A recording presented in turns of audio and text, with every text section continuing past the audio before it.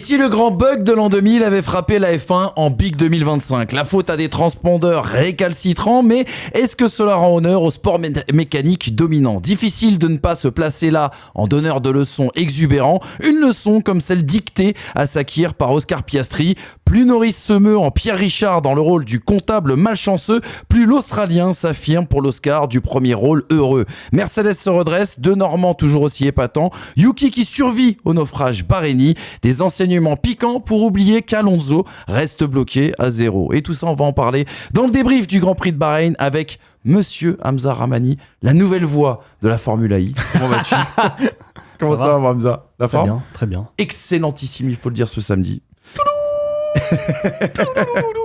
Et puis en face de lui, bien sûr, Brice Germain qui sera dans 15 jours la voix du Grand Prix de France historique. Pas que, avec Joël Laplacette et avec Anthony Drevet. Bien sûr. Mais oui, c'est le cas. Je prends la route lundi soir après notre débrief du Grand Prix de Jeddah.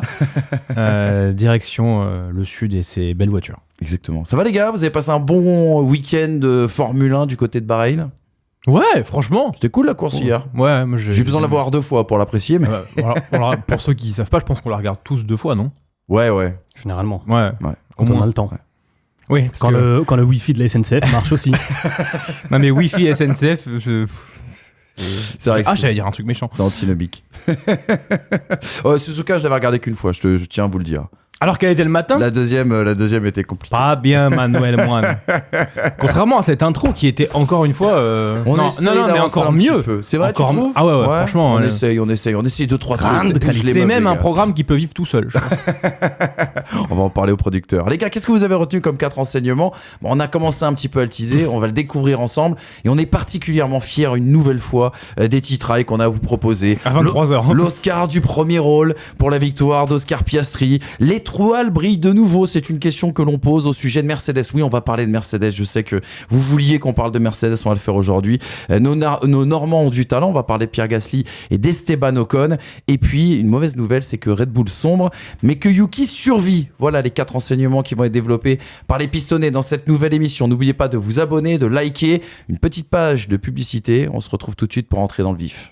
Ce programme est sponsorisé par NordVPN qui soutient First Team depuis longtemps. Sur FT Sport, on débriefe toutes les disciplines et on sait comme c'est dur d'avoir les chaînes pour suivre toutes les compètes. Et c'est là que NordVPN régale, puisqu'avec tu vas pouvoir regarder des compétitions gratuitement. Par exemple, tu peux regarder la saison de Formule 1 en changeant ton emplacement virtuel et en te localisant en Belgique. Au-delà du sport, tu peux aussi profiter de NordVPN pour chiffrer ton activité sur Internet et ainsi protéger ta confidentialité et tes données pendant ta navigation. Le tout sur 10 appareils différents en simultané, y compris sur les Apple TV et Android TV pour changer ton adresse IP directement sur ta télé. Alors dès maintenant, il y a une offre dispo uniquement via notre lien. 4 mois offerts sur 2 ans d'abonnement et si vous n'êtes pas content du service, ils ont un principe de satisfait ou remboursé sur 30 jours, donc c'est tout bénef.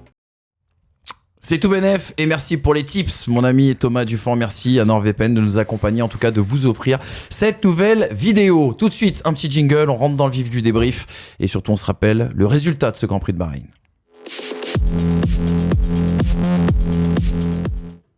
Le Grand Prix de Bahreïn, 4e manche de cette édition 2025 du championnat du monde de Formule 1. 4e victoire pour Oscar Piastri qui s'impose au bout des 57 tours devant George Russell, premier pilote Mercedes, Lando Norris à la 3e place. Derrière Charles Leclerc et Lewis Hamilton, les 2 Ferrari au 4e et 5e rang. Max Verstappen seulement 6e. Pierre Gasly, Esteban Ocon 7e et 8e. Et puis Yuki Tsunoda et Oliver Behrman qui ferment ce top 10. Si vous entendez des bruits de perceuses autour de nous, il y a des travaux parce qu'on est à Silverstone, dans l'usine Aston Martin, qui est en pleine réflexion, bien sûr, mais bon, ça, on vous en parlera un petit peu plus tard. Ils percent tout ce qu'ils peuvent. Hein. Ouais, c'est compliqué en ce moment. Les gars, on attaque tout de suite le premier renseignement. Parlons d'Oscar Piastri. Peut-il être l'Oscar du premier rôle de cette saison 2025? 50e Grand Prix en carrière, oui, ça passe vite, les amis. Premier hat-trick pour une totale domination. Hat-trick, on rappelle, pole position, victoire et meilleur tour pour Oscar Piastri. La première victoire de McLaren à la maison, à mettre entre guillemets bien sûr, puisque le propriétaire est bahreïni, on le rappelle, et que jusqu'à présent, McLaren s'était jamais illustré du côté de Sakhir. Première victoire donc du coup à Bahreïn. L'impression laissée aussi par Oscar Piastri, il va falloir en parler, l'impression peut-être d'un favori au titre. C'est une question que je vous pose et on aura l'occasion d'y revenir, parce que cette impression tranche clairement avec celle laissée laissé par Lando Norris sur ce week-end. Un week-end bien trop brouillon, des erreurs de bout en bout, une Q3 complètement ratée, un mauvais placement sur la grille qui lui vaut une pénalité de 5 secondes, des erreurs derrière en piste. Lando Norris surtout qui a galéré les gars dans la dernière partie de course alors qu'il avait l'avantage pneumatique, alors qu'il a pu chausser justement des pneumatiques médiums. Il termine derrière George Russell et il a galéré notamment pour passer Charles Leclerc. Il a même été ennuyé par Lewis Hamilton. On va commencer à évoquer la question d'Oscar Piastri, mais on va être obligé les gars de la mettre en parallèle avec le destin de Lando Norris sur ce week-end. Ouais, McLaren est arrivé avec une voiture qui affichait quasiment 3 dixièmes, je crois, sur les simulations courses d'avance. Il était un peu envisageable de voir un Bahreïn 2014 avec les Mercedes Rosberg et Hamilton qui se battent toutes seules. Et au final, il n'y a eu que Piastri qui a joué ce rôle-là. Et encore, la McLaren n'avait pas tant d'avance que ça. Mais en même temps, quid de la sauvegarde pneumatique d'Oscar Piastri. On ne sait pas si non plus il a roulé à un rythme démentiel. Mais par contre, au niveau stats, je sais que Hamza n'aime pas ça, mais c'est le premier pilote à faire 2 pôles cette saison. C'est le premier pilote à faire 2 victoires cette saison. C'est le premier pilote à avoir plus de 100 tours menés cette saison. Il y a des choses comme ça qui arrivent et qui disent ouais, pour le moment c'est le plus régulier. Je vais me permettre d'aller Oscar plus Piastri. loin et de te couper, désolé Brice. Non, vas-y. Toujours long. Rappelez-vous quand même que Oscar Piastri commet une petite erreur lourde de conséquences en Australie et qu'Oscar Piastri commet une petite erreur au Japon en qualification qui lui coûte potentiellement la pole. Alors, ça fait un énorme si, parce qu'il aurait fallu idéalement ne pas les commettre, ces erreurs. Il faut Mais appliquer... s'il n'y a pas ces 2 erreurs, Piastri il est largement tête du championnat. Oui, on peut appliquer ce raisonnement-là aux erreurs de Norris aussi, si on veut. Oui, mais ce que je veux dire, c'est que ce sont des erreurs infimes où ça se joue sur un virage, en l'occurrence en Australie, sur des conditions particulières. Norris et Piastri, par exemple, en Australie, commettent la même erreur. Il n'y a pas la même conséquence. La conséquence n'est pas la même. Ils ne commettent pas exactement la même erreur. Piastri réaccélère à un endroit où c'est une zone de freinage. En fait, il commet une erreur un peu plus grossière, conséquente. Norris revient en piste. Piastri essaie de perdre le moins de temps possible dans le fait de revenir en piste. Mais quelque part, c'est un petit peu la réaction naturelle dans le fait d'être chasseur aussi. Et celle du Japon à Suzuka, c'est une erreur qui coûte cher parce que c'est une pole qui t'échappe, qui est infime. Et ce que je veux dire par là, encore une fois, c'est que Oscar Piastri, mine de rien, aujourd'hui, il a toujours été dans la course pour le championnat, mais là, il est à 1 point. Ouais, de 2. Attends. 3 de Norris. 3. Il a 3 points de Lando Norris, mais on peut être aussi dans un monde où tu as un pilote qui caracole aussi en tête du championnat. Parce que à Bahreïn, je me suis retrouvé dans une configuration où la réalisation ne l'a pas montré, par exemple. Tu vois, et ça, c'est le type de course que l'on a pu avoir chez les très dominants, Verstappen, Vettel à son époque. Le leader, en fait, il est tellement loin qu'on ne le voit pas, qu'il n'existe pas. On voit même pas l'arrivée, d'ailleurs. Ça, c'est une première. Il a dominé le week-end. De la tête et des épaules, du début à la fin, pole position. Il a le meilleur tour en course aussi, je crois. Il va s'imposer le hat-trick. Donc, honnêtement, il y a... Chapeau, parce que le week-end est parfait. À aucun moment, je l'ai senti en danger, menacé. J'attendais évidemment avec curiosité le restart après la voiture de sécurité, parce que lui était en médium quand Russell était en tendre. Donc je voulais voir jusqu'à quel point, parce que tu te doutais quand même que les tendres de Russell, c'était compliqué de faire 24 tours de qualif, mais je voulais voir si potentiellement il pouvait essayer de menacer. Même sur ce point-là, impérial. McLaren a eu l'avantage pneumatique justement grâce... en fait, ce qui s'est passé, c'est que la safety car est venue un petit peu tout chambouler. Du côté de chez Ferrari, on voulait faire un medium soft. Et il avait l'air prometteur. Hein. Et il avait l'air prometteur. Et du coup, ce qui s'est passé, c'est que à l'intervention de la safety car, ils n'ont plus de gomme medium et donc ils sont obligés de repartir en dur. Même chose pour Mercedes avec George Russell qui repart avec les softs. Ils avaient vraiment l'avantage pneumatique McLaren. Mais par contre, il y a une chose qui est symbolique dans cette victoire d'Oscar Piastri, les gars, c'est qu'on avait souvent dit qu'il y avait une petite marge de progression pour Oscar Piastri, c'était notamment la gestion des gommes. Et là, sur un circuit qui est aussi gourmand, on va dire, sur les pneumatiques, le fait qu'il ait été aussi dominant montre aussi que il a progressé, Oscar Piastri. Oui, parce qu'il s'est pas mis dans le rythme dans lequel il se serait mis s'il était chasseur. Il s'est mis dans un rythme qui lui permettait d'être dans le rythme des autres, mais du coup en ayant un capital pneumatique meilleur en gestion. Je pense que du côté de Norris, on a voulu tenter quand même un undercut en l'arrêtant si tôt. Mais je pense aussi que les pneus étaient plus dégradés chez Norris que chez Piastri. Donc oui, il y a de l'intelligence de course, il y a de la froideur dans la manière dont ça a été géré. Sincèrement, enfin là, le week-end, encore une fois, moi j'ai envie de dire la même chose avec Piastri que ce que j'ai dit par rapport à Norris en Australie. Si ça se répète, ça peut faire très mal. Mais quand tu vois ce qui a été fait en Australie et au Japon, effectivement, comme dit Hamza, les erreurs sont petites, elles coûtent cher, mais si ces erreurs sont gommées, va falloir faire très attention du côté de Lando Norris parce que le camouflet il peut être assez gros. Tu vois, par exemple, en termes d'erreurs, la proportion entre le nombre d'erreurs commises par Lando Norris à Bahreïn et le classement final par rapport au nombre d'erreurs réalisé par Piastri depuis le début de saison et ses conséquences, pour moi, on n'est pas du tout sur le même chemin. Lando Norris, il a quand même commis un nombre d'erreurs assez important entre qualification à Sakir et course à Sakir. Finalement, il s'en sort quand même bien. Il termine 3e. T'as Verstappen qui est loin. C'est plus que... Moi, j'estime que c'est plus que limiter la casse. Tu vois, alors après, tu auras une gestion interne que tu devras... Mais en l'occurrence, ça aurait pu être un scénario catastrophe quand tu as un pilote qui part 6e, quand tu es Norris et que tu pars 6e, Verstappen 7. Finalement, et là, on va le dire aussi, Norris, il prend un excellent départ. Il avait le devoir de prendre ce départ-là parce que on sait... mais il le fait. Et ça va durer quelqu'un en plus. Il a eu le devoir par le passé, il l'a pas toujours fait. Bien sûr. Là, il a fait. Le départ est fantastique. Il est 3e au premier tour, enfin à la fin du premier tour. D'ailleurs, c'est celui qui gagne le plus de place au départ. Si on met entre parenthèses... Lieberman. Oui, t'as raison. Encore plus beau ce départ. En même temps, il y a 19 devant pour Lieberman. Si tu mets entre parenthèses sa position sur l'emplacement de départ, le départ qu'il fait, t'as l'impression qu'il a une nitroglycérine quand tu vois le on-board, c'est hallucinant. Et tu le dis très souvent et très justement, le fait de partir, je sais pas si on peut qualifier une 6e place mi-tableau, c'est aussi une position dangereuse où tu es aussi vulnérable à ce qui peut arriver derrière toi, où c'est partir de et tu 3e ligne, ça va encore. C'est quand tu commences à être 4e, 5e, c'est un peu plus... En tout cas, moi, je tiens quand même à saluer le départ de Norris. Oui. Franchement, sa première partie de course, elle est satisfaisante. Mais encore une fois, les instants clés, la qualification, le tour de Q3, un instant clé, c'est foiré. Les tentatives de dépassement sur Leclerc, c'est foiré. L'emplacement gris. Le restart après voiture de sécurité où il est... Alors, je ne sais pas si c'est Leclerc qui rate totalement son restart parce que peut-être il est en dur, etc. Oui, mais très très vite, il est totalement décroché. Enfin, j'ai l'impression qu'il commet peut-être une erreur. J'ai pas regardé le on-board de Charles Leclerc.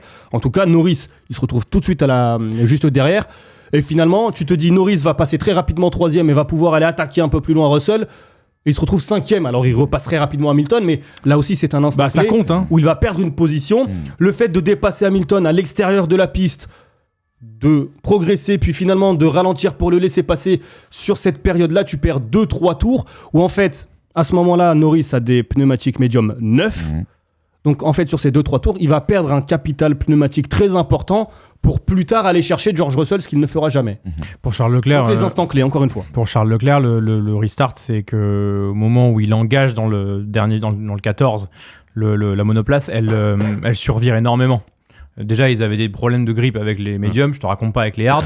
Et au moment où tu le vois prendre le restart, il perd énormément à la relance parce que justement, il a ce problème de grippe. Et heureusement que pour Charles Leclerc, que tu as toute cette période, cette ligne droite avant que le DRS s'ouvre, parce qu'il s'ouvre assez tard, il s'ouvre pas en début de ligne droite, pour refaire un avantage. Parce que là, comme le disait bien Febro et Villeneuve, ils avaient un parachute à l'arrière, McLaren. C'est ce qui leur permettait aussi d'être bon dans le secteur 2. C'est ça. Mais elle était réglée en mode qualif. Moins de dégradation aussi. Ça veut dire qu'elle était réglée en mode qualif, cette voiture. Et du coup, potentiellement, quand tu sais qu'elle est réglée en mode qualif, tu sais aussi qu'il ne faut pas te rater en qualif. Parce que derrière, pour dépasser, elle va être impossible, cette voiture, pour dépasser. Et la preuve, il avait besoin de différences énormes pour aller dépasser. Alors qu'un Lewis Hamilton a réussi, avec sa vitesse de pointe, à dépasser une voiture qui est foncièrement meilleure que la sienne grâce à une double aspiration. Ce qui n'était pas forcément le cas de Norris, puisque je le mets pas contre Norris, ça pour le coup, je le mets sur le compte de la voiture. Aller dépasser une voiture en hard, alors qu'il était en médium, c'était compliqué. Et aller dépasser une voiture en soft, usé alors qu'il était en médium, c'était compliqué. Donc du coup, le week-end, si on prend cette philosophie-là de voiture dès le samedi en disant je vais la mettre imbattable dans le secteur 2, dans les longs rapides, pour que derrière les deux ils soient 1 et 2, au final, si tu n'es pas 1 et 2, derrière tu te compliques la course. Et comme le dit Hamza, il a bien rattrapé le truc quand même. Je pense néanmoins qu'il est aidé par les circonstances de course.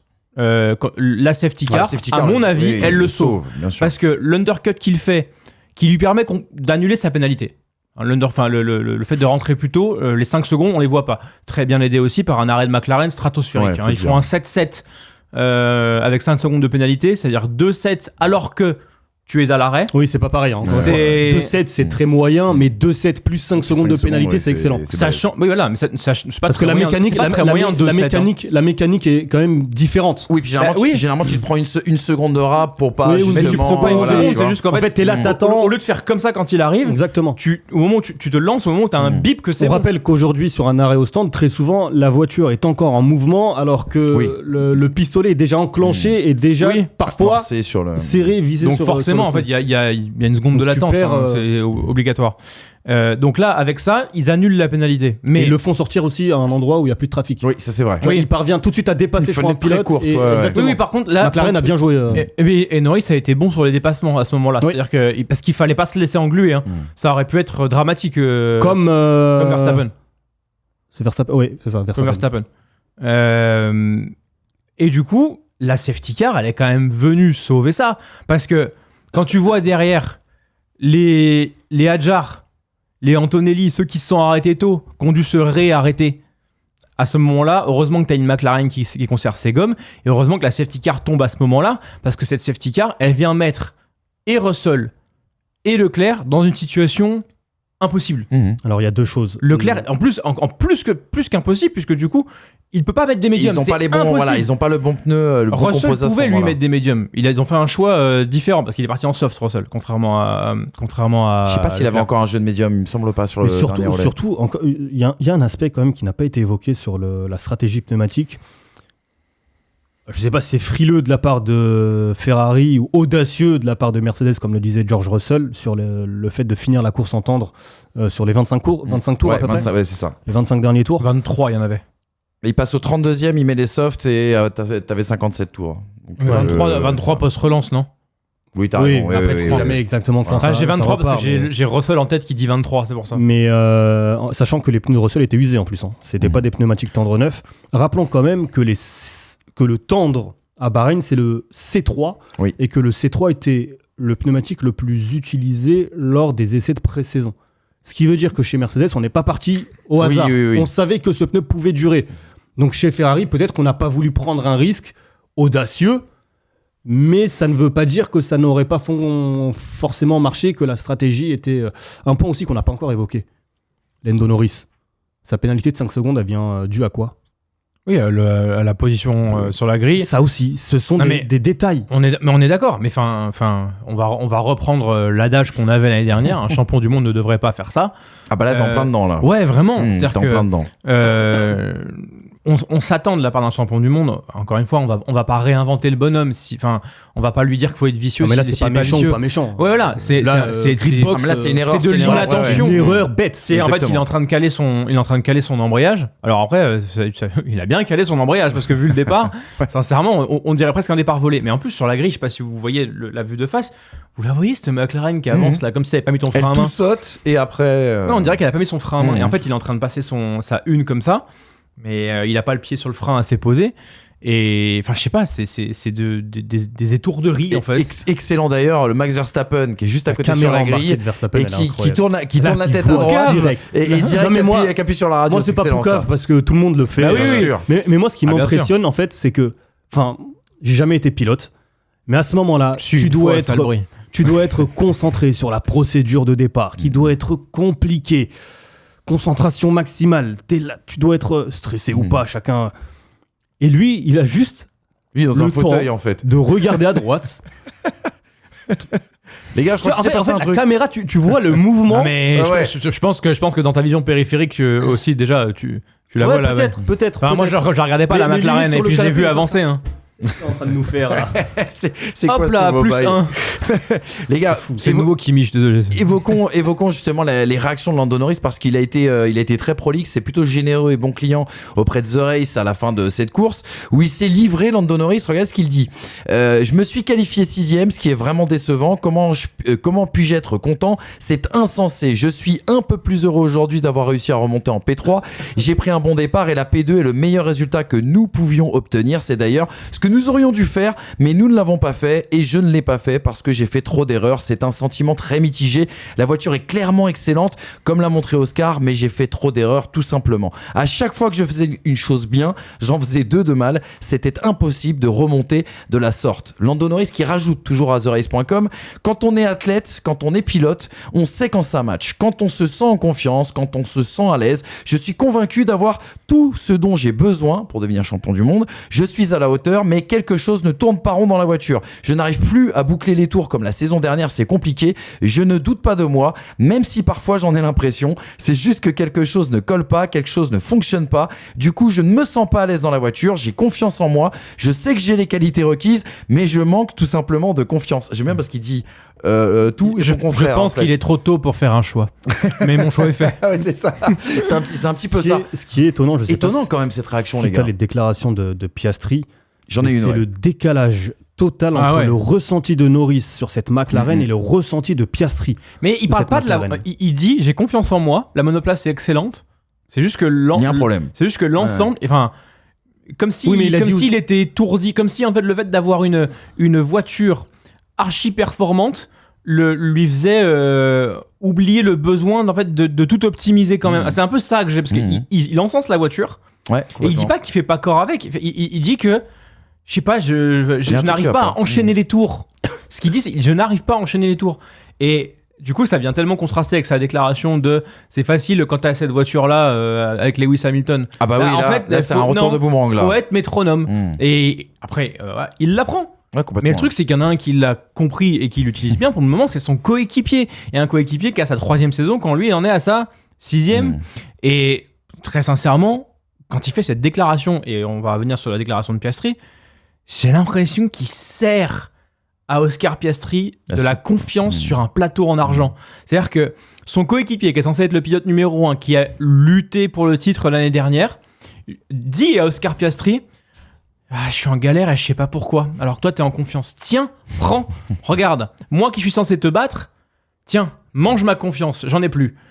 Enfin, sincèrement, quel signal il envoie à ses adversaires? À minima, on pouvait dire ce qu'on voulait de Nico Rosberg, mais il a craqué après le championnat et par contre, il a montré une poker face pendant le championnat pour faire douter Lewis Hamilton. À minima.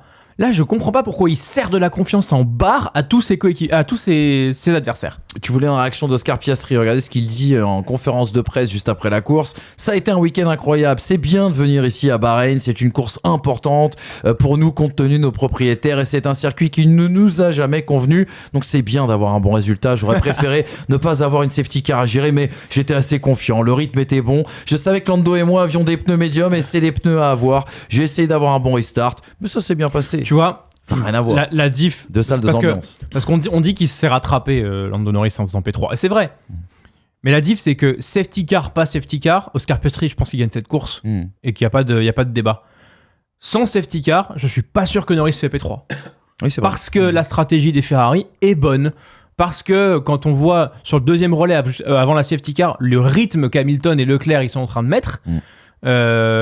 Sincèrement, c'est pas dit. Je pense que Norris il faisait peut-être 4. En fait, à partir du moment où ils étaient de toute façon en décalé, ils allaient toujours plus rapide que les autres. Oui, donc et en fait, ils sont décalés de 10 tours par rapport à Norris. C'est ça, donc 10 tours. On ne sait pas où aurait pu finir Ferrari. Moi, je pense très sincèrement, on n'aura jamais la certitude qu'ils auraient terminé sur le podium. 3 en tout cas, 3 et 5. un pilote sur le podium et qui avait de gros points à aller chercher. Et ce qui aurait eu Norris 4 que Norris, et Piastri en tête. Il aurait perdu des points. Exactement. Norris qui précise aussi également qu'il a été beaucoup gêné par l'air sale. Bah oui. Est-ce que c'est une excuse? Je pense qu'il y a un point de réalité bien sûr dans tout ça, mais c'est vrai que c'est étonnant de l'avoir vu lutter aussi longtemps avec les Ferrari et de ne jamais avoir pu passer George Russell qui avait des problèmes. C'est la conséquence du samedi. Mais c'est la conséquence du choix de réglage qui est fait pour que la McLaren ne soit pas inquiétée en qualification. On a peut-être réagi par rapport au Japon où on a vu que Max Verstappen, si la voiture était à moins de 3e, pouvait aller faire quelque chose. Bon là, la voiture était aux fraises, mais en attendant, j'ai l'impression qu'ils ont voulu assurer la P1 et P2 et que ça n'a pas convenu sur le dernier tour de Q3. Et derrière, tu te manges le revers de la médaille, à savoir une voiture très très bonne dans les virages, mais qui n'a aucune capacité, qui devient inoffensive à l'attaque, parce qu'elle a un parachute à l'arrière. Enfin, le DRS, s'il s'ouvre 100 mètres plus tôt, ça se trouve, Norris, il est P2 comme il veut. Sauf que là, il a vraiment cette baignoire à l'arrière qui était un mur qui l'empêche qui le rend inoffensif. Et encore une fois, sur l'aspect psychologique de Lando Norris, la confiance, tout ce que tu évoquais, les signaux qu'il envoie à ses rivaux, la déclaration avant le week-end à Canal, justement, t'as la réponse de Verstappen, t'as la réponse de Norris. Sincèrement, moi, la première impression, c'est déjà Verstappen est déjà dans la tête de Norris. Ouais. Enfin, ça fait 4 courses, t'as la meilleure voiture, t'as tout pour, alors que le gars lutte pas, sur un championnat de 24 Grands Prix. T'as tout pour lutter. Une lutte en interne, d'accord. Après, on voit ce que ça donne face à ton coéquipier. Mais au moins, face aux 18 pilotes restants, normalement, les autres ne doivent pas exister avec cette voiture. Et là, le signal que tu envoies même à Verstappen, enfin, moi en tout cas, ce que je perçois, c'est qu'effectivement, la moindre petite déclaration, ça peut le titiller, ça peut... Voilà. Ah, ça lui rentre dans la tête, en effet. Je pense qu'on a tous eu cette impression au début du week-end. Je pense qu'on a tout dit, les gars, sur McLaren. Ouais. Rien à rajouter. Oscar Piastri, Lando Norris, ce sera sans doute peut-être le duel qui va nous tenir en haleine dans les semaines qui viennent. Parlons d'une écurie dont on n'a pas parlé encore depuis le début de cette saison. C'est Mercedes. On a pris le temps de regarder, d'analyser. Et après le Grand Prix du Bahreïn, il était important de le placer en deuxième enseignement. Les deux voitures bêtement pénalisées en Q2. On rappelle, elles sont sorties en fait pendant l'interruption juste après le crash de Esteban Ocon. Elles sont venues se positionner dans la pit lane. Or, c'était interdit. Elles ont perdu chacune une place sur la grille malgré des qualifications qui avaient été rondement menées. Mercedes, une deuxième force, si loin de McLaren. Je vous pose la question parce que je regardais le rythme moyen entre Russell notamment et Oscar Piastri, après l'intervention de la safety car, où on le rappelle, Russell repart en soft, Piastri en médium, donc avantage pneumatique bien sûr pour Piastri. C'était en moyenne 8 dixièmes récupérés par tour pour Oscar Piastri, ce qui est pas non plus énorme avec l'avantage pneumatique et avec l'avantage aussi du clean air. À pondérer quand même, parce que Russell a eu des difficultés sur la fin En de course plus de ça, avec c'est pour ça. les trucs électroniques, les freins, etc. Et c'est les pour ça, boîtes de vitesse. Est-ce qu'il y a un si grand avantage en tout cas de la part de McLaren par rapport à Mercedes? Mine de rien, la stat aussi sans équivoque, c'est un 3e podium en 4 courses. Et puis dans le détail, parlons des pilotes aussi. Russell qui a été complètement héroïque malgré son énorme panne électronique. Alors il y avait problème de frein, problème de dashboard. À la fin, il a perdu. Alors transpondeur, ça c'était général pour tous les pilotes vraisemblablement. Il y a problème aussi également pour passer les rapports au niveau de sa boîte de vitesse. Bref, ça a été une panne générale, problème de DRS. Pourquoi d'ailleurs il n'a pas été pénalisé? Ça, je pense qu'on va vous l'expliquer parce que c'est très intéressant les explications qui ont été données hier par la FIA. Et puis il faut évoquer toujours l'un des petits chouchous de cette saison 2025, Andrea Kimi Antonelli, impressionnant pendant ce Grand Prix, mais malheureusement crucifié par la stratégie, crucifié surtout par la safety car. Ouais, par Mercedes. Ouais. Non. Là, Antonelli, quand je le vois s'arrêter une deuxième fois, si tôt, ouais. Pour mettre 4 tours, je crois. Ouais, c'est ça, 4 tours juste après, pour remettre des softs. Pour mettre des softs en milieu de course. Qui J'ai pas compris. Ben lui non plus, alors juste pour battre, c'est con, on commence par Antonelli, c'est intéressant, et comme ça on aura balayé le sujet. Parce qu'il fait une course, le gamin. Il fait une course de malade, et alors ce que j'ai adoré, c'est que derrière, je suis vieux. Il est arrivé, il est bon le môme. Oh purée, ça y est, c'est ça le syndrome. C'est ça le syndrome. C'est en 2006. Ce qui est génial, c'est qu'en fait, derrière, quand il arrive au carré, donc devant les médias du monde entier, il a été assez offensif et plein de caractère, c'est-à-dire que grosso modo, il demandait des comptes à Mercedes. Non mais c'est vrai, je trouve que pour un rookie qui arrive dans une écurie comme ça aussi iconoclaste, même si Mercedes a merdé, je trouvais que justement c'était une preuve de caractère et de personnalité. En même temps, Alors, déjà, faut vraiment qu'on fasse un point Russell parce que depuis le début de saison. Oui, bah, c'est plus important. Moi, je prends une gifle par Russell. Il est monstrueux. C'est un mince. Il sort de la catégorie. Il sort de la catégorie des mecs où je me disais ils sont encore un peu pas forcément prêts, ça machin. Mais bref.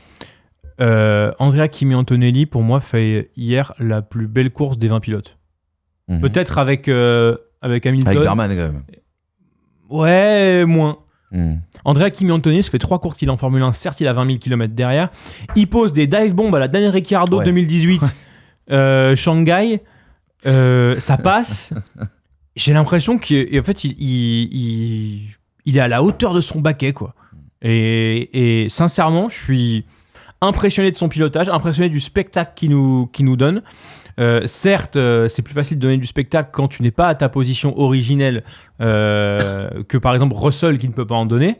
Mais la manière dont, je sais pas, je trouve qu'il fait corps avec cette Mercedes. T'as l'impression qu'il l'envoie avec une sérénité dans tout ce qu'il fait. Certes, bien aidé, je trouve, et il faut saluer ça par une Mercedes qui a enfin retrouvé un train arrière. Parce que quand tu la vois sortir du dernier virage à Bahreïn et qu'elle est sur un rail, tu te dis que Lewis Hamilton doit pleurer parce que depuis 2021, il en pouvait plus de ce train arrière qui partait en live dès qu'il mettait un peu de gaz.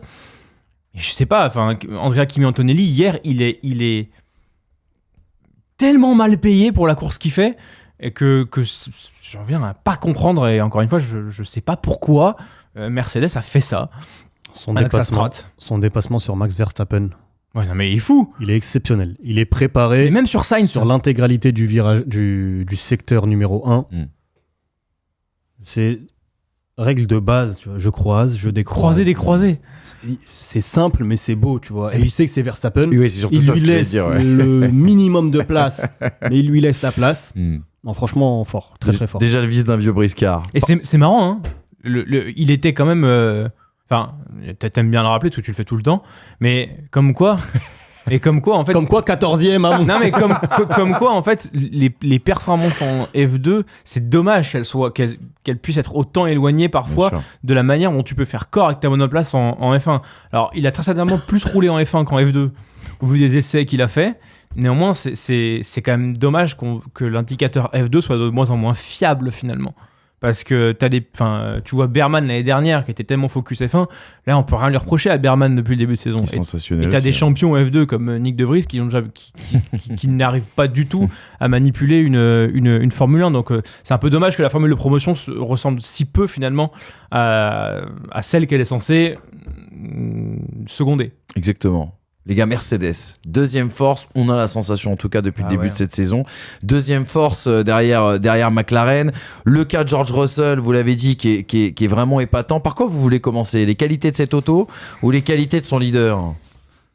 La constance de George Russell est quand même impressionnante. Ouais, Russell, en plus il était attendu. Forcément, il était attendu. En numéro 1, quand tu perds Hamilton, tu sais que toute la pression va te retomber dessus.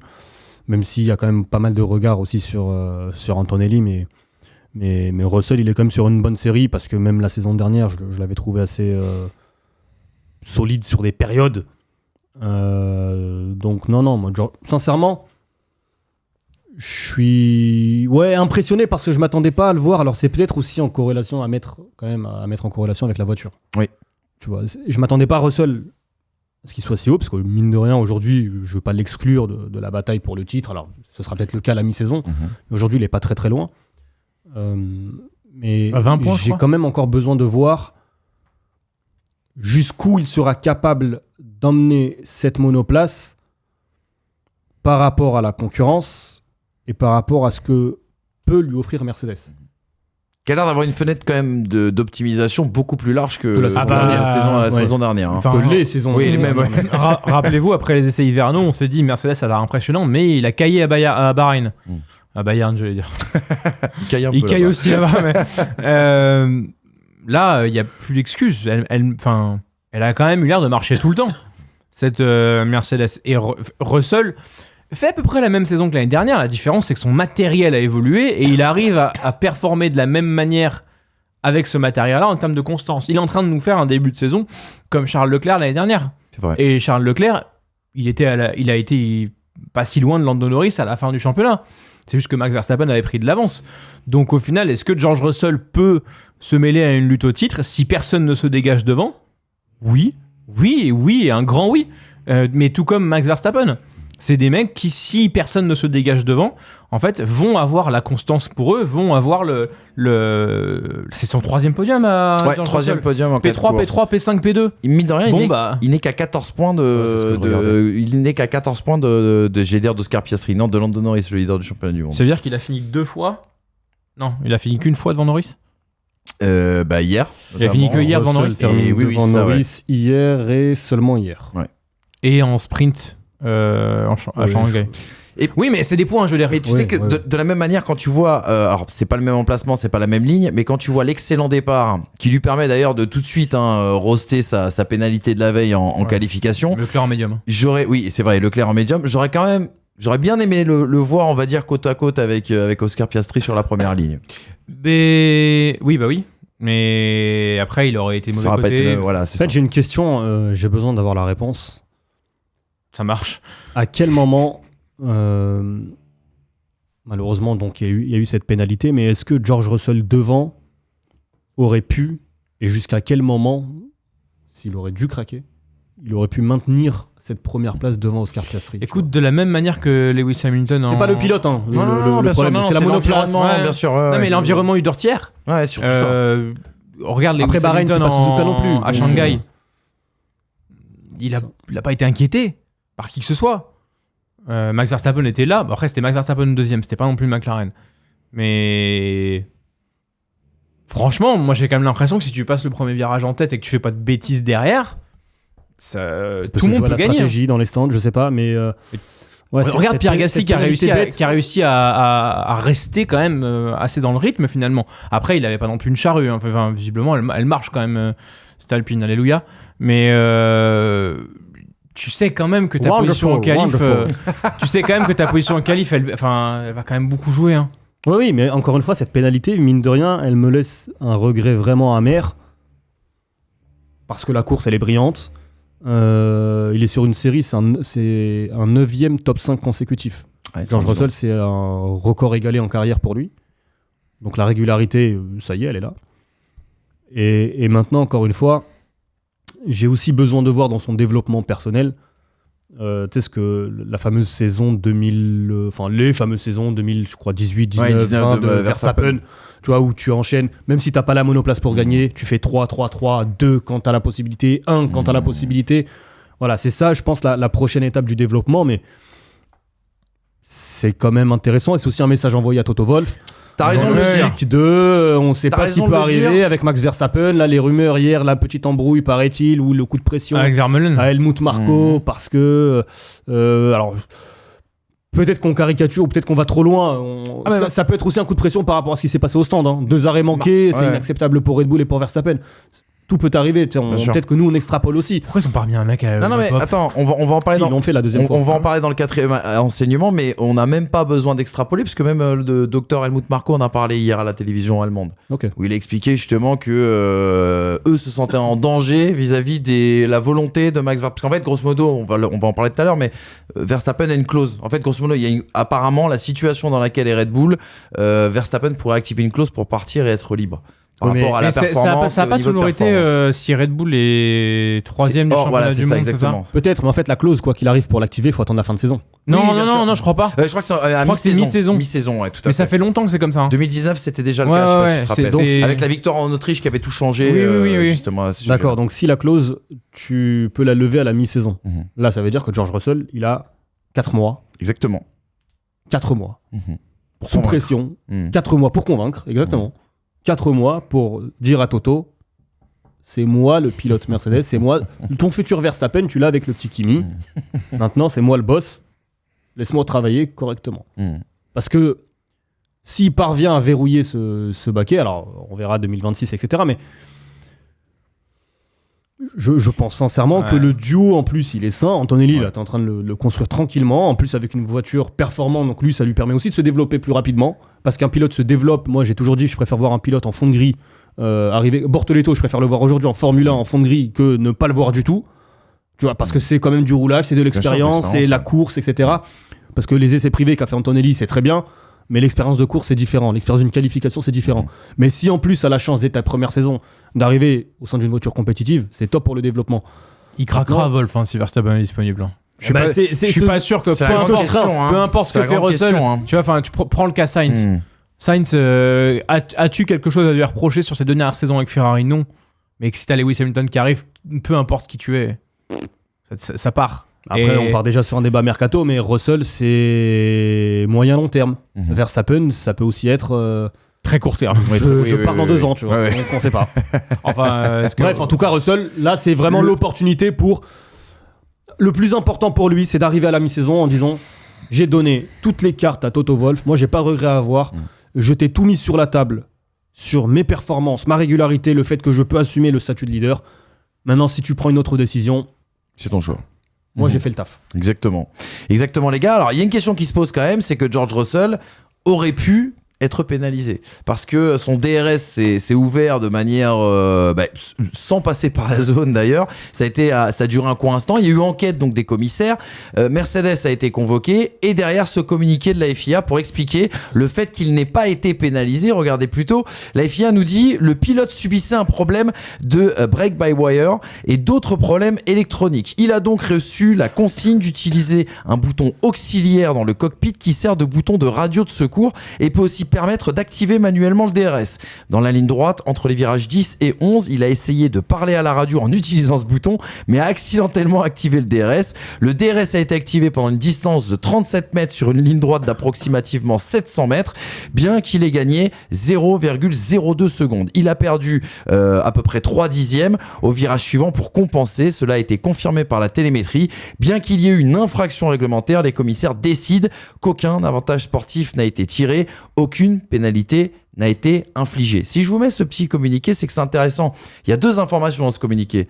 1, il y a eu des galères de transpondeur, grosso modo, du côté de Sakir, qui rendaient l'utilisation normale et conventionnelle du DRS impossible. Et la deuxième, c'est l'intelligence de George Russell, qui se rend compte en effet qu'il a ouvert rapidement ce DRS et qui derrière relâche pour être exempt de toute pénalité. Je profite quand même de cette histoire de transpondeur sur lequel on a ouvert l'émission pour vous raconter une petite anecdote qu'on nous a racontée il y a pas longtemps, et c'est pas Théophile Naël qu'on a eu en interview la semaine dernière qui nous l'a dit, c'est plus un proche d'un pilote aujourd'hui sur le plateau F3 qui nous a expliqué qu'en Australie, pendant le dernier run de qualification, il y a eu un problème encore une fois de transpondeur pour activer le DRS, notamment dans le dernier run, et ça a piégé tout un tas de pilotes, et que, bien évidemment, ça fait toujours mauvais genre de dire qu'il y a eu un biais dans un résultat sportif côté FIA. Donc on a demandé aux pilotes, n'en parlez pas trop aux médias parce que ça fait un petit peu mauvais genre. Donc c'est pas la première, on va dire, ce problème informatique qu'il y a eu hier du côté de Rappelez-vous la Hongrie 2009 où Alonso part checker les temps avec tout le monde. Vous vous souvenez de ça? Cette scène mythique. What is your time? Pour ceux qui n'ont pas la ref, qualif. 21-2 21-1 23-4 Tu l'as à fond. Incroyable. Mais c'est toi le roi de l'imitation. Elle est incroyable. Franchement, si vous avez l'occasion, allez checker. Mais en plus, tu sais même pas s'il a donné son vrai temps ou s'il compare tous les temps de tout le monde. 18. 118. Mec, il a tapé record de la piste, tu sais, de 2 secondes d'avance. I don't know. 18.9. Non, mais oui, c'était un magnifique moment où la boucle a pété et Alonso se mue en Charlie Whiting. Ouais, et il a pas un papier avec lui? Non, je pense pas. C'est le gars de la FIA qui a un papier avec lui. Mais je pense qu'il retient tout dans la tête. Et il va checker tout le monde, il va dans les monoplaces. T'as fait combien? Parce que la course de cartes entre copains, quoi. Mais le pire, c'est qu'en plus, c'est que la boucle marchait, mais ça affichait pas parce qu'au final, ils ont récupéré les temps. Mais je crois qu'ils l'ont fait qu'au 10e. Il me semble qu'ils l'avaient fait qu'au 10e de seconde et qu'ils n'arrivaient pas à être au millième. Enfin bref, je sais plus. Mais il y avait un truc. Ouais, c'était une autre époque. Pas si loin que ça. On n'en est pas sur l'historique là quand même. C'était il y a 16 ans. C'est vrai. Mais bon. Cette histoire de pénalité, le vice de George Russell, ça fait partie de la gestion des grands champions aussi. C'est des petits détails, mais ça change tout aujourd'hui. Il aurait pu descendre du podium sans ce... de la même manière qu'on a demandé à Norris de rendre la position quand il est passé sur Leclerc. Ouais, mais la différence sur Hamilton. La différence, c'est que Russell tout de suite se rend compte, du coup, lève le pied. Norris, il a perdu un tour, on a dû lui dire. Oui. Non, mais ça c'est normal. C'est normal. Ouais, mais c'est normal, sauf que le DRS, c'est oui non. Par rapport à la situation de tes pneumatiques neufs qui ont une durée de vie certes conséquente, mais la fenêtre d'utilisation maximale à son plein potentiel, elle est courte pour lui permettre d'extraire le maximum de jus possible et le jus de performance. Bah ça peut lui coûter cher et je pense que ça lui a coûté une potentielle deuxième place.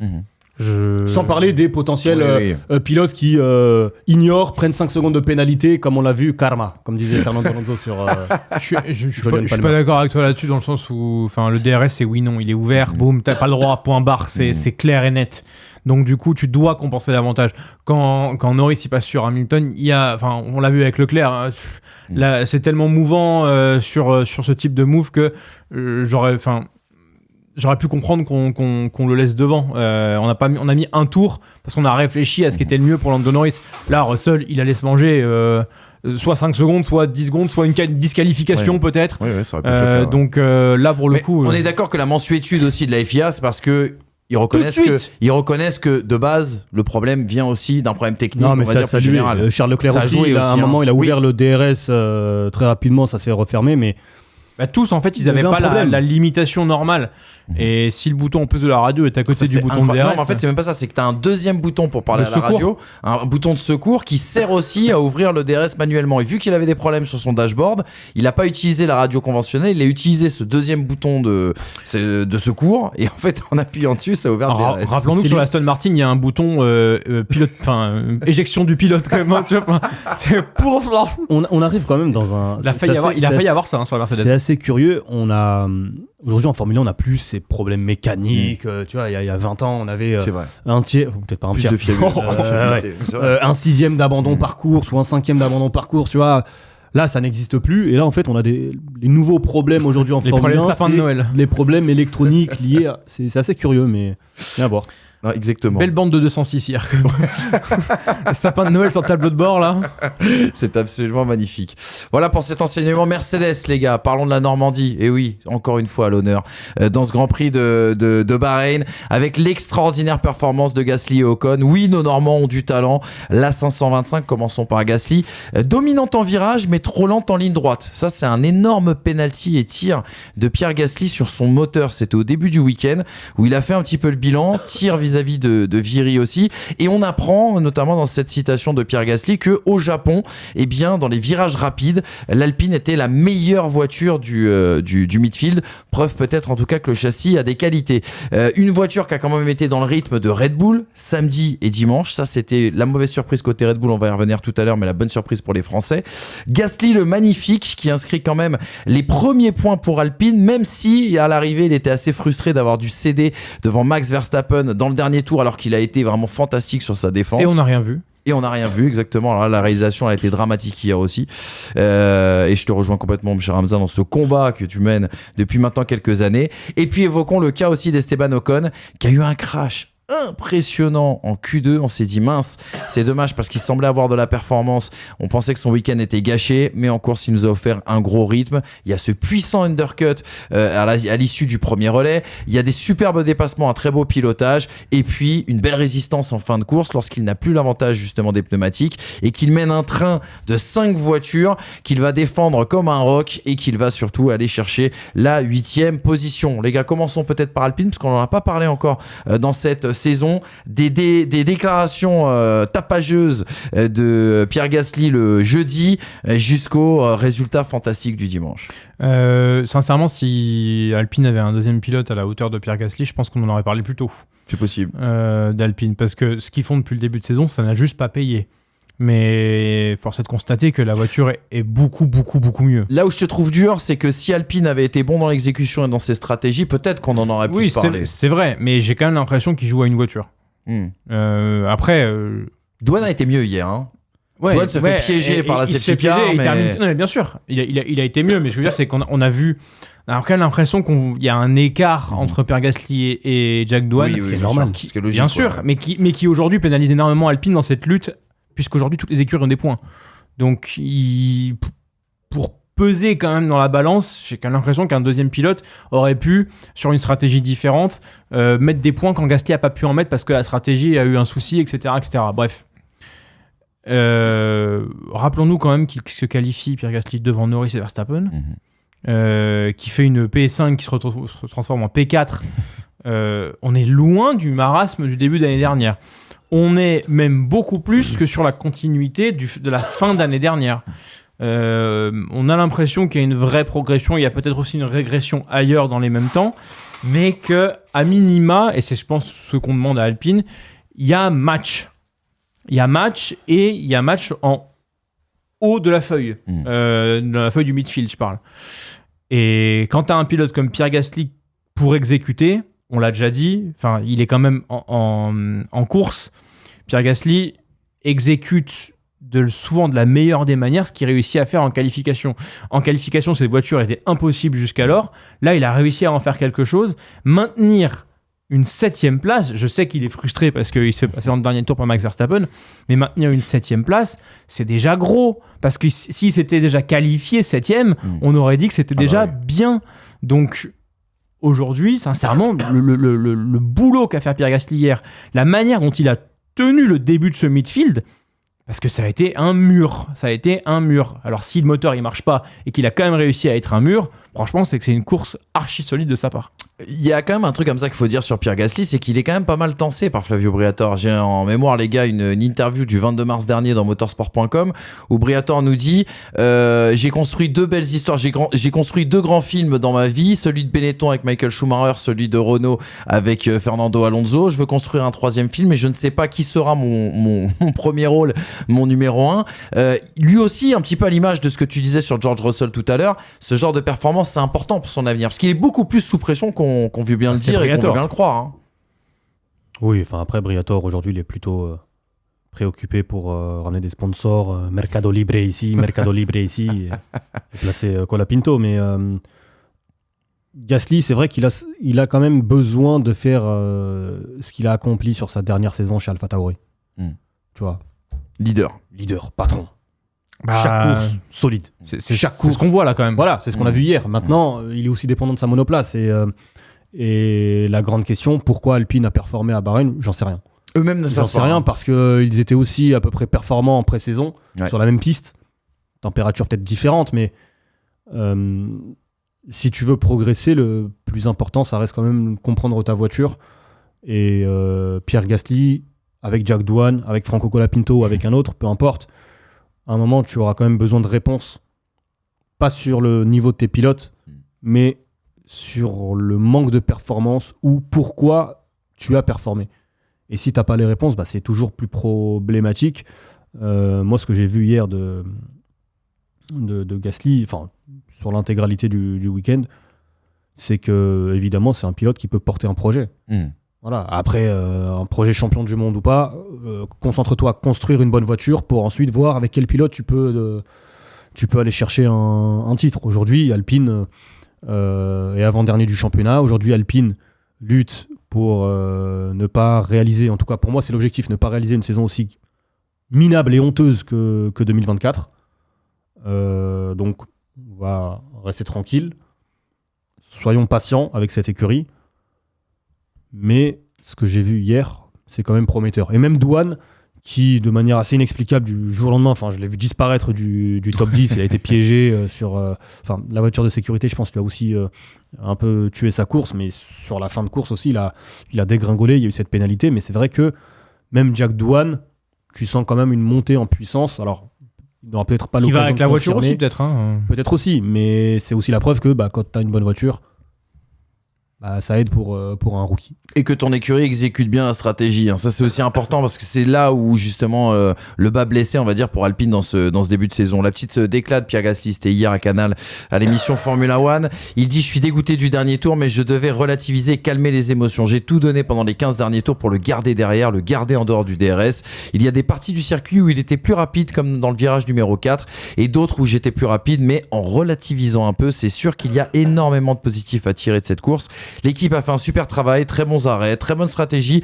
On a toujours été performant. Il y a beaucoup de positifs à tirer. Il dit aussi dans la même interview que ça n'arrive pas non plus à expliquer le regain de performance de ce week-end. Parlons d'Esteban Ocon aussi, les gars, et même plus largement peut-être de la performance de Haas. On a dit, on est passé de la stupeur de cette Q2 avec ce crash monumental à une remontée exceptionnelle. On rappelle que Esteban Ocon partait de 15, ouais, exactement. Berman partait dernier, tout simplement. Là, c'est 15, mais par 14. Oui, parce 14. Il y a une pénalité sur Nico Hülkenberg, je crois. D'accord. 14 et 20e, les deux As qui ont fait une course absolument sensationnelle, bien aidée aussi par une gestion des pneumatiques, en tout cas une voiture qui est peut-être peu gourmande pas au regard quand on compare notamment avec Racing Bull ou avec Williams sur les longs relais. C'est la priorité à Sakir quand même. Ouais, c'est la piste la plus abrasive du calendrier. D'ailleurs, j'ai lu une statistique anecdote assez drôle, c'est que le tarmac date de 2003. Donc il est plus vieux que Berman, plus vieux qu'Antonelli. Je m'attendais pas à la stat. J'ai vu ça, forcément j'ai souri. Mais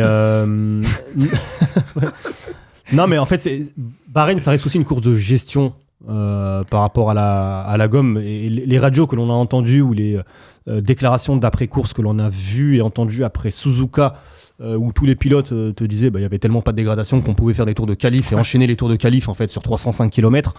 C'était pas le cas à Sakir. Là, c'est vraiment une course de gestion. Et Haas a été encore une fois brillante sur cet exercice. Mine de rien, ça commence presque à devenir une routine quand tu vois des bonnes surprises et quand tu vois une bonne exécution et une stratégie pensée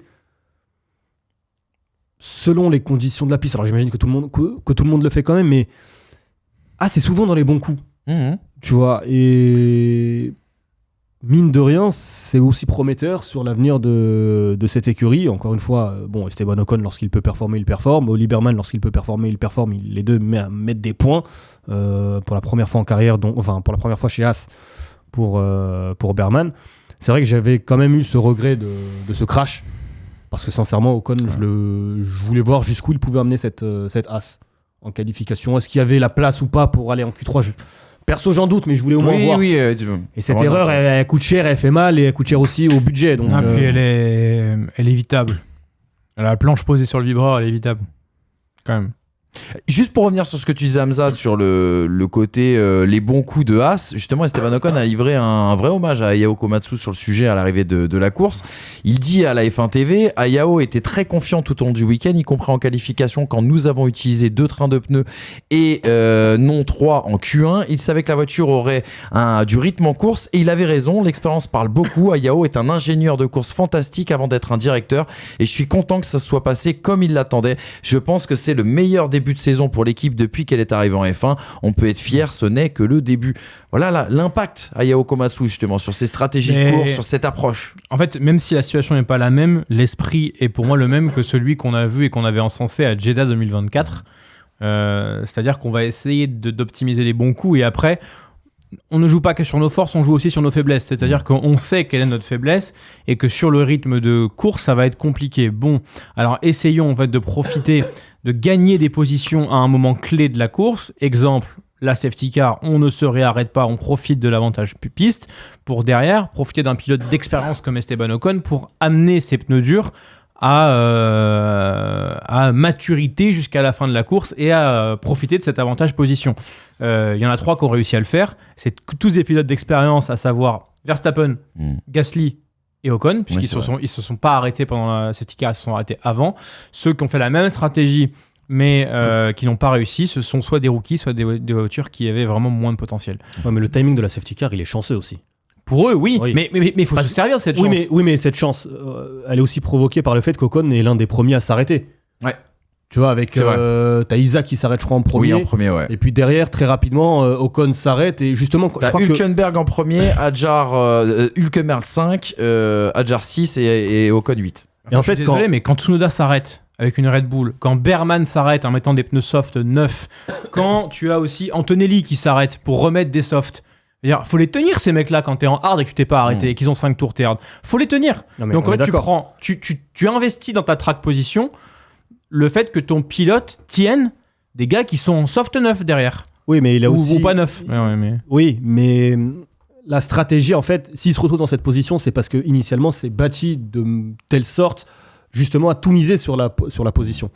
Tu vois, quand tu t'arrêtes en premier, le but c'est l'undercut, c'est de ressortir rapidement devant. Et je crois qu'après son arrêt, il se retrouve assez rapidement derrière Pierre Gasly.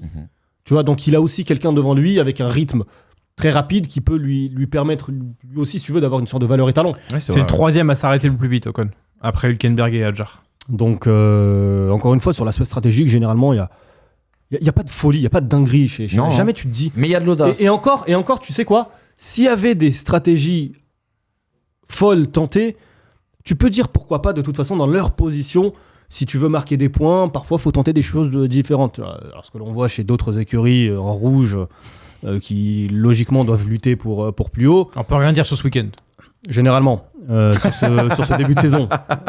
Les deux dans les mêmes paniers, par exemple. Enfin, bref, on va pas refaire ils ont mis les œufs dans le dans vraiment. Ils n'avaient pas vraiment le choix. Ils ont fusionné les œufs, là, c'était important. Apparemment, ils n'avaient pas tout à fait le choix sur le dernier run. Donc, ils auraient pu le faire, et eux, c'est souvent propre, c'est souvent quelque chose de clair. Bon, franchement, As, encore une fois, moi, je loue vraiment le travail fait par cette structure. Tu pars 15 et 20. Quand t'es pas une écurie de points, de faire double point. Oui, ça dit des choses. Très solide. Il faudrait savoir combien de fois c'est arrivé. Hein. Complètement. Que tu pars 15 et 20 et tu mets double point. C'est plutôt bon. Surtout à Sakir, ça veut dire quand tu pars dernier aussi. Hein. Quand tu pars dernier et que tu arrives dans les points, là aussi, c'est quand même à souligner. Allez voir son départ, c'est exceptionnel. C'est du Raikkonen Portimao 2020. Je crois qu'il est 14e au premier tour. Hein. Exactement. 13. Ah ouais, 13e. Ouais. J'avais retenu 14. Les gars, gardons un petit peu de temps et malheureusement, on va devoir le traiter vite. Mais je pense que ce 4e enseignement va nous offrir des débats dans les semaines qui viennent qui risquent d'être assez acharnés. Le naufrage de Red Bull au Bahreïn. Alors il y a deux salles, deux ambiances encore une fois. Il y a le naufrage de Red Bull d'un côté, il y a Yuki Tsunoda quand même qui a été assez épatant. Est-ce que Red Bull n'était pas la 5e force du plateau du côté de Sakir ? C'est une vraie question qui se pose. Cet RB21 qui n'aime vraiment pas les tracés classiques, qui n'aime vraiment pas la chaleur, on l'a compris hier. Des arrêts catastrophiques à l'issue du premier relais avec ce problème bien sûr d'affichage et de lumière LED. Max qui a été bien aidé quand même par la safety car parce qu'il a fait partie de ceux justement qui disposaient encore d'un train de médium neuf au moment où la safety arrive et donc il était dans la bonne fenêtre et avec les bonnes gommes. Les nouvelles rumeurs d'un départ, Helmut Marko en a très clairement parlé hier à Sky Germany, je vous montrerai la citation dans quelques instants, et on le disait, la seule éclaircie, les premiers points du Yuki Tsunoda qui mine de rien s'adapte plutôt bien à une voiture qui est très difficile, il l'a évoqué lui aussi. Les gars, Red Bull là c'est inquiétant. Hein. Les week-ends se suivent et se ressemblent pas, parce que j'ai vu probablement une des pires courses de Red Bull que j'ai vues depuis 5 ans. J'en ai peut-être oublié bien évidemment au milieu, mais à un moment donné je me suis quand même dit qu'à la régulière Verstappen ne finirait pas dans les points. Avant la safety car, quand il met les hards et que rien ne marche, parce que rien ne marchait, hein, je me suis dit que c'était bizarre de voir Verstappen si loin, et après je me suis demandé à quel point les changements qu'ils ont fait pour rendre la voiture en tout cas à la fenêtre plus grande ont anéanti la performance, parce que on a le sentiment que plus Verstappen faiblit, plus le coéquipier s'en sort. Ça fait quand même plusieurs années que ça arrive, ça, que dès que Verstappen faiblit, le coéquipier se rapproche. Et que du coup, est-ce qu'ils ne sont pas coincés dans une optique où il n'y a aucun setup qui permettrait de pousser les deux vers le haut ? J'en sais rien, c'est de l'hypothèse que je mets pour le moment. Mais là, de A à Z, de la performance voiture à l'exécution, il n'y a rien qui allait. Et là, Max Verstappen n'a rien pu sauver. Et comme tu le dis, la seule éclaircie dans le ciel, c'est de voir un Tsunoda qui est à la lutte tout le week-end, qui effectue des dépassements, voir cette deuxième Red Bull s'en sortir et faire des choses. Et quel vent de fraîcheur. Tu sais que j'avais l'impression que c'était Verstappen. À chaque fois qu'il y avait un plan sur Tsunoda, pareil. Je me disais, attends, Verstappen, il est aussi loin dans le classement. Pareil. Mais non, c'est vrai qu'il y a une deuxième voiture. Mais encore une fois, la safety car, elle masque un résultat qui aurait pu être bien pire. Parce que ce relais de hard que Max Verstappen fait, très sincèrement, à un moment donné, je me demande s'il va pas finir hors des points, vraiment. Et le fait d'avoir regagné ses positions en piste quand tout le monde s'est arrêté, lui a permis derrière de faire comme Ocon, sécuriser sa position, ne pas se refaire dépasser et rester à une 7e place qui est du sauvetage de meubles, mais pas bien réalisé. Hein. Comme d'hab, hein, mais ça aurait vraiment pu être pire. Hamza, je vais te proposer 3 citations Et je vais te poser une question un peu fatidique. Il y a eu beaucoup de réactions à l'issue de ce Grand Prix. Max Verstappen déjà sur la F1 TV qui nous dit « Le rythme était très mauvais, mais bien sûr, je ne m'attendais pas à une telle course car tout a mal tourné. Tout ce qui aurait pu arriver est arrivé. Les arrêts ratés, cela a probablement aggravé la situation, mais je pense que la position à laquelle j'ai terminé est au final le maximum que nous aurions pu faire quand on n'a pas d'équilibre, pas de gestion de gomme ou une gestion des pneus moins bonne que celle des autres sur ce circuit, c'est pire. Et le freinage n'était pas le meilleur. Le problème n'est pas seulement le feeling au freinage, qui n'est pas toujours au niveau souhaité, mais aussi la surchauffe de nos pneus du coup au freinage. Je n'ai aucune sensation car il est très facile de bloquer l'avant ou l'arrière en même temps. Réaction d'Helmut Marko juste après sur Sky Germany. Nous devons retrouver la performance de la voiture au plus vite et les fondamentaux comme les arrêts au stand doivent fonctionner. La voiture n'est pas la plus rapide et les arrêts au stand ne fonctionnent pas. C'est inacceptable. Tout cela est très alarmant. Nous savons que nous ne sommes pas compétitifs et des pièces arriveront lors des prochaines courses et nous espérons qu'elles apporteront des améliorations. Nous avons beaucoup de problèmes. Le principal problème concerne l'équilibre et l'adhérence. Et de là, je suppose que des problèmes de frein sont aussi apparus, c'est clair. Max a raison, nous devons progresser, pas au niveau des points, mais au niveau du chrono. Dans cette même interview, Helmut Marko parle de ses craintes du fait que Max Verstappen puisse activer cette fameuse clause qui pourrait le rendre libre, du fait notamment des problèmes de performance du côté de Red Bull. Et puis cette info qui est sortie de la bouche de Ted Kravitz, c'était sur Sky Sports hier en débrief du Grand Prix. Il explique, Raymond Vermeulen, le manager de Max, est entré dans le garage Red Bull et a dit à Helmut Marko ce qu'il pensait de la situation de l'écurie avec vigueur. Il semblait remonter contre Helmut Marko qui se tenait debout à prendre la balle. Puis Raymond s'est précipité au fond du garage en jetant son accréditation. Visiblement, ils ne sont pas contents. Hamza, la question, c'est la crise chez Red Bull là. Quand on lit toutes ces déclarations, non mais sérieux, si c'est pas la crise, qu'est-ce que c'est quoi ? Ça fait un an que c'est la crise. Hein. Où on attend. Après, il évoque aussi des évolutions, Helmut Marko, mais ça paraît très compliqué la situation de Red Bull. Encore une fois, Verstappen, il a quand même masqué en 2024 une situation bien compliquée. Rappelons où était Red Bull début 2024. La tempête médiatique, judiciaire autour de cette écurie, ou en tout cas autour de l'homme fort, ou d'un des hommes forts même de cette écurie. Et finalement, à la fin de saison, t'en parles plus. Pourquoi ? Parce que t'as un pilote qui a réussi à aller chercher un titre sans avoir une voiture qui, à la régulière, aurait dû lui permettre d'aller chercher ce titre. Donc, c'est peut-être la même saison qui va attendre justement Red Bull et Max Verstappen sans les 5 ou 6 victoires du début de saison. Par contre, la déclaration de Verstappen, elle est inquiétante. Et le ressenti que l'on a vu en piste, elle est quand même assez... Tu sais, en preview, on s'était posé la question, est-ce que c'est une année charnière pour Red Bull ?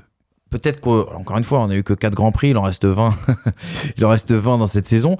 Mais j'ai quand même l'impression qu'on est en train de rentrer dans ce scénario justement de saison charnière pour Max Verstappen et Red Bull. Bah oui, bien sûr, parce que en l'occurrence, faut pas s'enterrer avec le projet. Il est aujourd'hui dans une stature où il peut choisir n'importe quel projet. Donc effectivement, il faut savoir où il met les pieds. Mais ce comportement-là, pour moi, il est pas digne. Enfin, que le manager se comporte comme ça. Rappelons juste que Max Verstappen est un employé de Red Bull Racing. Enfin, en fait, il n'y a aucun employé, tout bon soit-il dans une entreprise, qui se pointe et qui dit et qui engueule son patron en disant « Mais on fait pas les bons chiffres, c'est pas possible !» et surtout pas, en plus, l'agent de l'employé ou les proches de l'employé. Enfin, je veux dire, c'est le rôle d'un agent, je veux bien, pour aller négocier quelque chose, pour aller machin. Mais ça sert à quoi de pas faire bloc à ce moment-là, avec l'écurie qui t'a offert juste 64 victoires? Mais ça, tu peux pas le reprocher à Verstappen. Tu peux le reprocher à son entourage qui a déjà pourri la situation pendant l'affaire Horner. Ouais. Et c'est là ce que disait Hamza qui est très intéressant, c'est n'oublions jamais le rôle fédérateur qu'a eu Max Verstappen. Oui, il était quand même dans une position un peu le cul entre deux chaises. Mais les bulldogs qui sont autour de lui, rappelons quand même que l'année dernière, il a quand même dit j'aimerais bien que mon père commence à fermer un petit peu, quoi, parce que il fout un bordel monstre au sein de l'écurie. Bizarrement, on le voit plus quand même, ou beaucoup moins. C'est plus compliqué. Jos Verstappen. Là, si Vermeulen, il arrive, enfin, on te rend compte. Ah, tu vas me dire, Marco, j'ai l'impression qu'il comprend que la force. Mais s'il se pointe en disant ça, il va faire quoi, Marco? Vermeulen, il croit pas que les gars chez Red Bull sont déjà suffisamment oppressés par le board, par Christian Horner lui-même, par tout le monde qui se rend compte que sur la piste ça ne fonctionne pas. Quel est l'intérêt pour Vermeulen d'arriver et dire que c'est intolérable? Je crois que Marco il est au courant en fait Tout le monde est au courant. À ce moment-là, faire bloc avec son équipe, je sais bien que c'est un petit peu psychologie de oh là là, faut se solidaire, machin et tout. Mais je n'aime pas, et c'est toujours ce que j'ai pas aimé chez Max Verstappen, le fait que quand un arrêt est raté, la première chose que tu vois, c'est il fait comme ça avec la tête et il dit ah what the fuck, machin et tout. Je comprends que c'est la psychologie du détail, mais à un moment donné, cette écurie-là lui a beaucoup donné. C'est un problème électronique qui arrive.